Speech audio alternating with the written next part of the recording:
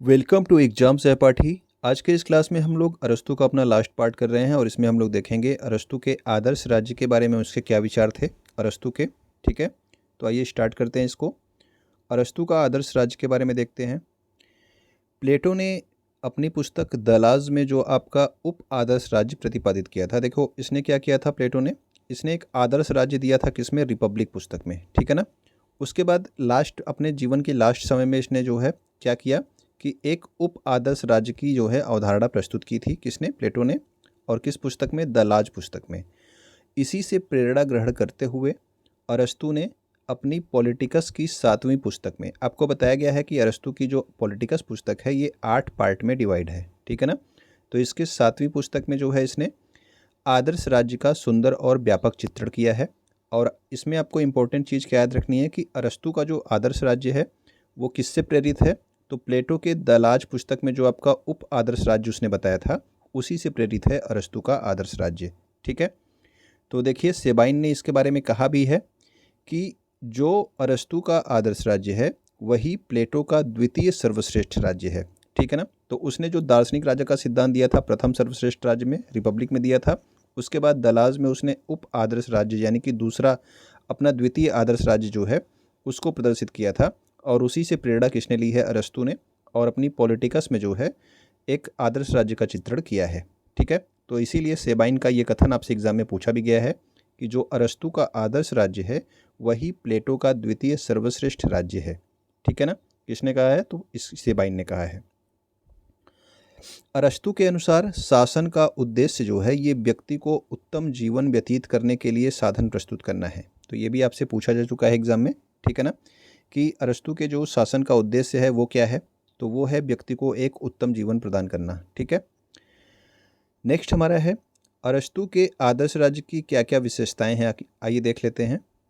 आदर्श राज्य का जो लक्ष्य है वो व्यक्ति का नैतिक विकास होना चाहिए। ठीक, तो आदर्श राज्य का क्या लक्ष्य है, नैतिक विकास। अरस्तु क्या कहता है इस बारे में, वो कहता है कि राज्य जो है ये जीवन के लिए अस्तित्व में आया है और अच्छे जीवन के लिए अस्तित्व में बना हुआ है। ये कथन आपसे कई बार एग्जाम में पूछा गया है, अलग अलग एग्जाम में। ठीक है, कि ये किसका कथन है, तो याद रखेंगे कि राज्य से संबंधित ये कथन अरस्तु का है कि राज्य जो है वो जीवन के लिए ही अस्तित्व में आया और अच्छे जीवन के लिए अस्तित्व में बना हुआ है। ठीक है, किसने कहा है, तो ये आपके अरस्तु का कथन है। ठीक। मध्यम मार्ग का सिद्धांत सबसे ज़्यादा आपसे पूछा जाता है कि मध्यम मार्ग का सिद्धांत किस जो है दार्शनिक ने दिया था, तो ये दिया था अरस्तु ने। ठीक है, मध्यम मार्ग का सिद्धांत। इसके बारे में क्या कहता है वो, अरस्तु कहता है कि मध्यम मार्ग का अनुसरण करने वाला जीवन ही अनिवार्यतः श्रेष्ठ जीवन है। ठीक है, यानी कि मध्यम मार्ग का जो सिद्धांत है किसने दिया है, अरस्तु ने दिया है। मध्यम मार्ग का अनुसरण करने वाला जीवन को उसने सर्वश्रेष्ठ जीवन बताया है। और यह मध्यम मार्ग ही ऐसा है जिसे प्राप्त कर लेना प्रत्येक व्यक्ति के लिए संभव है। तो ये भी कहता है कि मध्यम मार्ग को जो है सभी व्यक्ति प्राप्त कर सकते हैं। ठीक है ना, ये सभी के लिए संभव है। अरस्तु ने नगर में 3 वर्ग बताए हैं। पहला तो आपका अत्यंत संपन्न वर्ग, दूसरा अत्यंत निर्धन वर्ग, और तीसरा इन दोनों के बीच का जो मध्यवित्त वर्ग होता है, यानी कि जो मध्यम वर्ग होता है वो। ठीक है ना। और संवैधानिक तंत्र या सुप्रजातंत्र में इन तीनों वर्गों में से तीसरे वर्ग द्वारा ही शासन किया जाता है। ये भी जो है आप याद रखेंगे कि यानी कि जो आपका मध्यम वर्ग है यही जो है शासन करता है। ठीक, तो संवैधानिक तंत्र या सुप्रजातंत्र में कौन शासन करता है, वो जो आपका मध्यम वर्ग होता है वही शासन करता है। ये किसने कहा है, अरस्तु ने कहा है। ठीक है, इसने जो है 3 वर्ग बताए हैं और तीनों वर्गों में जो आपका मध्यवित्त वर्ग है यही जो है शासन करता है आपके। ओके, नेक्स्ट हमारा है संवैधानिक तंत्र या सुप्रजातंत्र एक प्रकार की मिश्रित शासन प्रणाली है। ठीक है, और अरस्तु ने इसे लोकतंत्र व धनिक तंत्र का मेल कहा है। तो ये आपके अत्यंत निर्धन और अत्यंत संपन्न इन दोनों के बीच का जो है वर्ग है। ठीक है ना, तो ये क्या है, एक मिश्रित शासन प्रणाली है जिसमें आपके लोकतंत्र और धनिक तंत्र दोनों का जो है मेल है, यानी कि fusion of democracy and oligarchy. Okay. मध्यम मार्गी शासन व्यवस्था का एक प्रमुख लक्षण क्या है, विधि की सर्वोच्चता। यानी कि जो आपकी मध्यम मार्गी शासन व्यवस्था है इसमें जो है कानून ही जो है क्या होता है वो सर्वोच्च होता है। तो विधि की सर्वोच्चता भी जो है आपके इस शासन व्यवस्था की प्रमुख विशेषता है। केटलिन ने क्या कहा है? केटलिन ने अरस्तु को मध्यम वर्ग का दार्शनिक कहा है। मध्यम मार्गी सिद्धांत इसने दिया है, ठीक है। तो मध्यम वर्ग का दार्शनिक किसने कह दिया है इसको? केटलिन ने कहा है। ओके, नेक्स्ट हमारा है, अरस्तु ने अपने आदर्श राज्य में 3 प्रकार के कार्य करने वाली 3 संस्थाओं का वर्णन किया है। तो 3 प्रकार के कार्य और 3 संस्थाएं हैं, कौन कौन सी? असेंबली है, मजिस्ट्रेसी है एंड जुडिशरी है, ठीक है ना। और इन तीनों का अंतर आपको पता होना चाहिए। शासन संबंधी विषयों पर विचार करके निर्णय करने के लिए, जो शासन संबंधी विषय होते हैं उन पर विचार करना, उन पर निर्णय करने के लिए किसकी व्यवस्था थी? असेंबली की व्यवस्था थी। और आपको ये भी याद रखना है कि असेंबली में जो सभी नागरिक हैं वो इसके सदस्य होते थे, ठीक है। तो असेंबली में जो आपके राज्य के जितने भी नागरिक होते हैं वो सब असेंबली के सदस्य होते थे। और इसका कार्य क्या है? जो शासन संबंधी विषय हैं उन पर विचार करके उस पर निर्णय करना, ठीक है। और दूसरा क्या था? दूसरा था आपका मजिस्ट्रेसी। तो मजिस्ट्रेसी में क्या है? जो शासन करने वाले अधिकारी हैं उन्हें जो है अरस्तु मजिस्ट्रेसी का नाम देता है, ठीक। तो पहला असेंबली जिसमें सभी शामिल हैं, दूसरे में केवल शासन करने वाले अधिकारी हैं जिनको अरस्तु क्या कह रहा है? मजिस्ट्रेसी कहता है। और तीसरा आपका जो इसने विभाजन किया है, ठीक है, तीसरी प्रकार की संस्था है आपकी जुडिशरी। इसमें न्यायालय और न्यायिक अधिकारी शामिल होते हैं, ठीक है। असेंबली में आप याद रखना कि इसमें सभी नागरिक सदस्य होते हैं, ठीक। अगला हमारा है, इस प्रकार अरस्तु को शक्ति पृथक्करण के सिद्धांत की आधुनिक धारणा का जनक कहा जा सकता है। शक्ति पृथक्करण का सिद्धांत क्यों? क्योंकि जो है इसने असेंबली में, जुडिशरी में और आपके मजिस्ट्रेसी में जो है बांटा है, ठीक है ना, 3 पार्ट में बांटा है। इसमें शक्ति का जो है विभाजन किया है, इसीलिए शक्ति पृथक्करण के सिद्धांत का आधुनिक जनक भी इसे कहा जा सकता है। अब देखिए, अरस्तु के आदर्श राज्य की एक और विशेषता है, वो है आपकी विधि की सर्वोच्चता, यानी कि कानून ही आपकी सर्वोच्च होगी। अरस्तु के आदर्श राज्य की एक प्रमुख विशेषता क्या है? वो है आपकी विधि की सर्वोच्चता, ठीक है। तो ये भी आपसे कथन आपसे पूछा जा चुका है, आप याद रखेंगे। विधि की सर्वोच्चता जो है अरस्तु के आदर्श राज्य की विशेषता है। अरस्तु इसका समर्थन करते हुए क्या कहता है? वो कहता है कि व्यक्ति के शासन की तुलना में, यानी कि कोई एक व्यक्ति, यानी कि जैसे निरंकुश सत्ता आप सब सौंप देते हैं किसी एक राजा को, तो ये कहता है कि किसी एक व्यक्ति के शासन की तुलना में जो विधि का शासन है, यानी कि जो कानून का शासन है, वो ज़्यादा श्रेयस्कर होता है। क्योंकि विधि यानी कि कानून एक ऐसा विवेक है जिस पर व्यक्ति की इच्छा का प्रभाव नहीं पड़ता। तो व्यक्ति अपनी इच्छा से कोई जो है कानून नहीं बना रहा है, आपका कुछ कानून बने हुए हैं, उसी से जो है आपका शासन चलना है, ठीक है ना। तो इससे जो है क्या होता है कि व्यक्ति की इच्छा का प्रभाव इस पर नहीं पड़ता है, ठीक। कानूनों पर, कानून सबके लिए क्या होते हैं? समान होते हैं। विधि के शासन का सबसे बड़ा गुण यह है कि विधियां सबके साथ समान व्यवहार करती हैं, देख रहे हैं आप। तो कानून जो है ये सबके साथ एक समान व्यवहार कर रहा है, इसीलिए जो है आपको विधि का शासन जो है इसने श्रेयस्कर बताया है। लेकिन जो व्यक्ति का शासन है वो पक्षपातपूर्ण हो सकता है, यानी कि अगर कोई व्यक्ति शासन कर रहा है, व्यक्ति के हाथ में सारी संप्रभुता है, तो वो जो है अपने लोगों को बचा सकता है और दूसरे लोगों को सजा दे सकता है, ठीक। तो विधि की सर्वोच्चता होने के कारण स्वाभाविक रूप से जो अरस्तु का आदर्श है वो एक उदार लोकतंत्र है, ठीक है ना। तो ये एक उदार लोकतंत्र की अवधारणा इससे मिलती है, क्योंकि इसने जो है विधि की सर्वोच्चता को स्थान दिया है। अब देखते हैं अरस्तु के आदर्श राज्य की जनसंख्या कितनी होनी चाहिए। अगर मैं आपसे पूछ लूं कि प्लेटो जो था, ठीक है, प्लेटो के आदर्श राज्य की जनसंख्या कितनी थी, वो आपने अगर वीडियो देखा होगा तो आपको पता होगा, तो आप कमेंट करके इसको बताएंगे कि प्लेटो के आदर्श राज्य की जनसंख्या कितनी थी, ठीक। अरस्तु के अनुसार जो जनसंख्या होनी चाहिए वो ना तो बहुत अधिक होनी चाहिए, ना ही बहुत कम होनी चाहिए, ठीक है ना। यानी कि इसने ये कहा, इसने कोई निर्धारित संख्या नहीं निर्धारित की, इसने कहा कि ना तो बहुत अधिक होनी चाहिए, ना ही बहुत कम होनी चाहिए। अरस्तु ने प्लेटो के समान आदर्श राज्य की संख्या बिल्कुल निश्चित तो नहीं की है, ठीक। तो अभी आपको बताया कि प्लेटो ने एकदम निश्चित कर दिया कि इतनी ही जनसंख्या होनी चाहिए। जो आपको कमेंट करके बताना है ज़रूर आप बताइएगा कमेंट करके, ठीक, क्योंकि आप लोग कमेंट नहीं करते हैं, ठीक। तो आदर्श राज्य की जनसंख्या बिल्कुल निश्चित तो नहीं की अरस्तु ने, किंतु यह नितांत स्पष्ट है कि कम जनसंख्या वाला नगर ही उसका आदर्श राज्य हो सकता है। तो इससे जो है जो इसने कहा कि ना तो बहुत अधिक ना तो बहुत कम होनी चाहिए, तो इसका अर्थ है कि ये कम जनसंख्या वाले नगर को अपना आदर्श राज्य बना सकता है, ठीक है।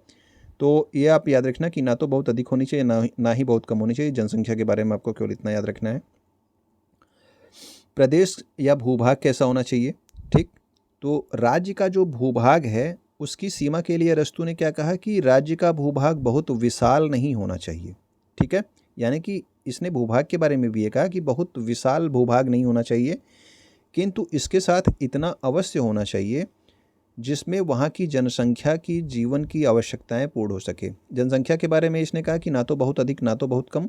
ठीक है, और भूभाग के बारे में कह रहा है बहुत अधिक ज़्यादा बहुत विशाल भूभाग नहीं होना चाहिए, लेकिन इतना होना चाहिए कि जितनी जनसंख्या है उसके जो है आवश्यक जीवन की आवश्यकताएं जो हैं वो पूर्ण हो सकें। ठीक है ना। उस पर निवास करने वाली जनता संयम और उदारतापूर्ण अपना जीवन भी बिता सके। राज्य का क्षेत्र ऐसा होना चाहिए जिसमें शत्रुओं का प्रवेश कठिन हो। ठीक है ना, शत्रुओं का प्रवेश कठिन हो और जिसकी रक्षा भी हम आसानी से कर सकें।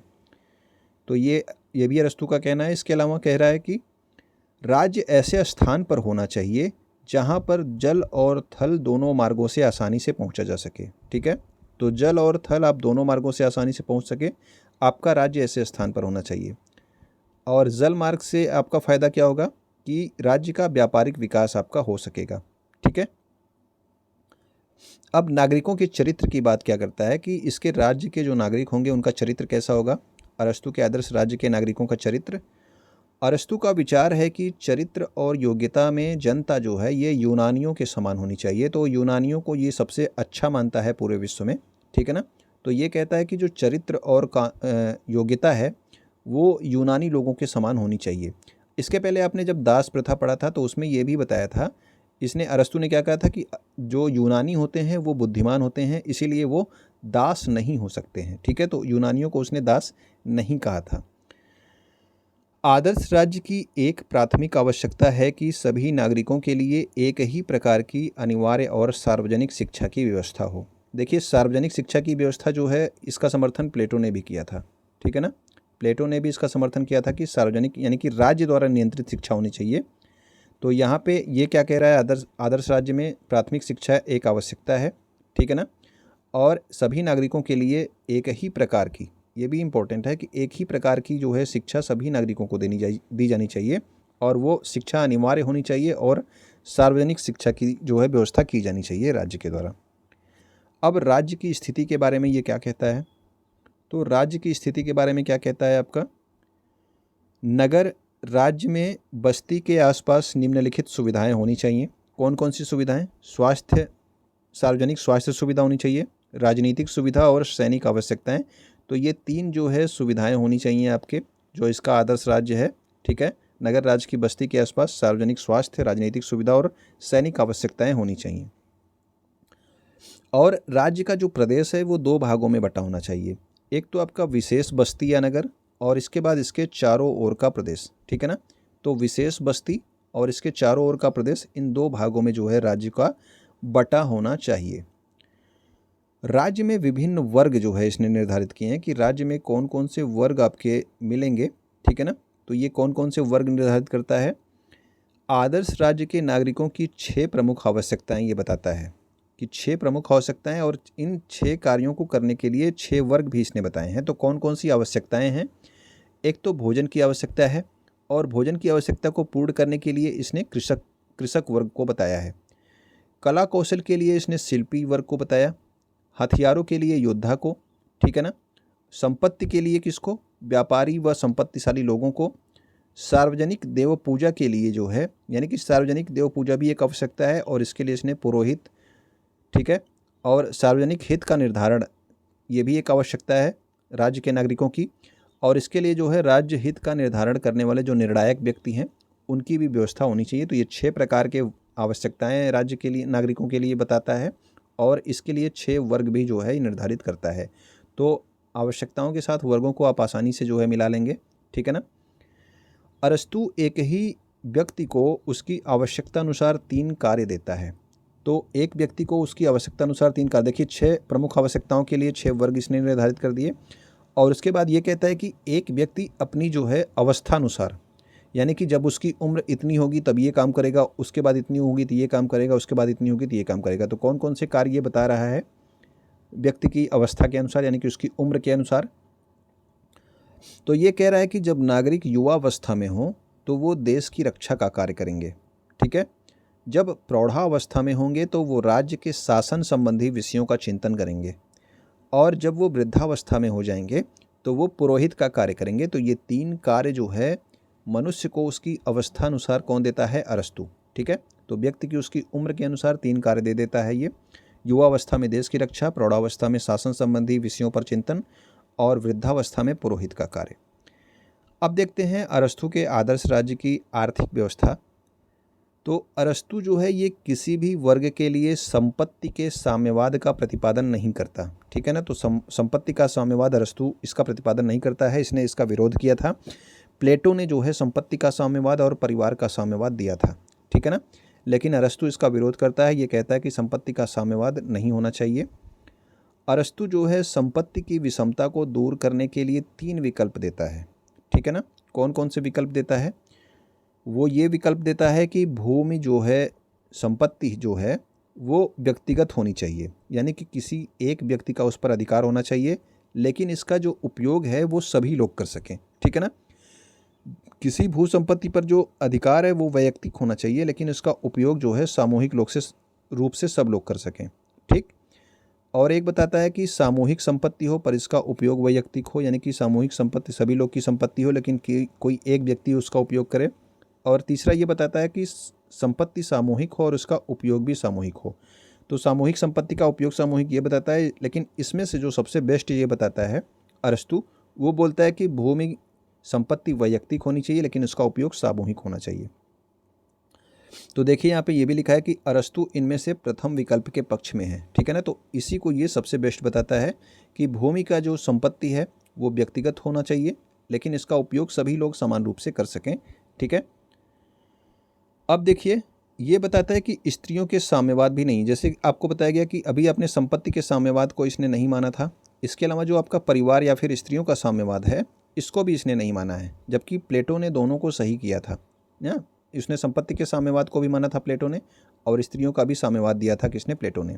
ठीक, अरस्तु स्त्रियों के साम्यवाद की धारणा का प्रतिपादन नहीं करता है। ठीक, तो ये भी आप याद रखना। अरस्तु के आदर्श राज्य की धारणा के अंतर्गत किसी भी रूप में नागरिकों के हितों और इच्छाओं की अवहेलना नहीं की गई है। ठीक है ना, तो उसके मनुष्य के हित या फिर उनकी इच्छाओं की अवहेलना नहीं की गई है। और स्त्रियों के बारे में इसके विचार आपको पिछले वीडियो में बताए गए थे, जो सामाजिक व्यवस्था वाला था। उसने कहा था कि स्त्रियां केवल आज्ञा पालन करने के लिए हैं। ठीक है, पुरुष आदेश देने के लिए हैं और स्त्रियां आज्ञा पालन करने के लिए। तो ये पुरुष और स्त्री में समानता नहीं मानता है। ठीक है ना, स्त्रियों को ये कमज़ोर मानता है कौन? अरस्तु, जबकि प्लेटो ने स्त्रियों और पुरुष को समान माना था। तो ये हमारी जो है आदर्श राज्य के बारे में थे। अगर आपको पसंद आया हो तो आप इसको अपने दोस्तों तक ज़रूर शेयर कर दिया कीजिए। ठीक है ना, और आप कमेंट नहीं करते हैं, आप लोग कमेंट भी कर दिया कीजिए कुछ ना कुछ। और वीडियो को अगर आपको पसंद आया हो तो आप लाइक कर देंगे। वीडियो अगर आप यहाँ तक देख रहे हैं तो वीडियो को देखने के लिए आपका बहुत बहुत धन्यवाद।